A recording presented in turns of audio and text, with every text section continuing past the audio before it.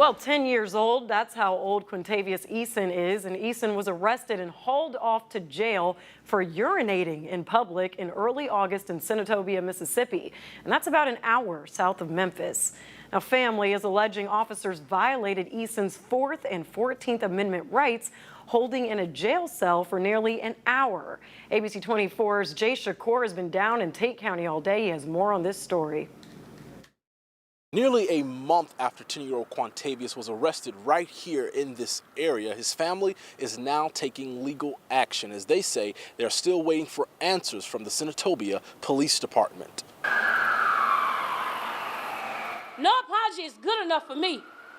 For you to arrest my child and put him in the backseat of a police car. The outrage lingers from 10-year-old Quintavious Eason's family, who say Senatobia police officers frightened the young boy when they arrested and briefly jailed him in early August for urinating in public.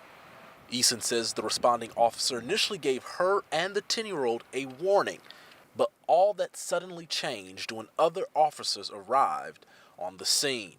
And they was in a huddle talking, and the next thing I know, an officer walks from over there and said, "Per my lieutenant, I gotta arrest your son." I said, "Are you serious?" I grew up in Mississippi. If it was a crime to do that, I wouldn't be a lawyer right now. In a statement, the Senatobia police chief says one of the officers involved is no longer employed, and the other officers will face discipline, but it's still unclear if that officer resigned or was fired. Chief Chandler also said the officers violated their training on how to deal with children. And for some, that's now the question. I am here to put Senatobia on notice. They've scarred this boy, possibly for life.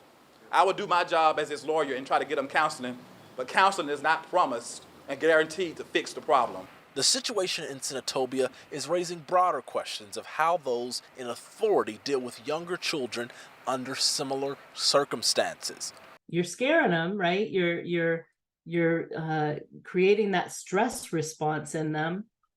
And when we have a stress response, we can't think as clearly. We lose our ability to we lose some of our thinking skills when we're stressed like that. Experts from Memphis's youth villages suggest instead first identifying why a certain behavior is happening and then help them problem solve.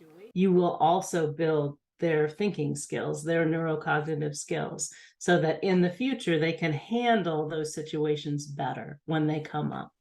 As for Eason's family, they're demanding more answers and transparency. You put my child in a cage like as if he's a dog or something. You don't put my child in a cage. Would you have put your child in a cage? Would you have put a white child in a cage? In Senatobia, Mississippi, I'm Jay Shakur.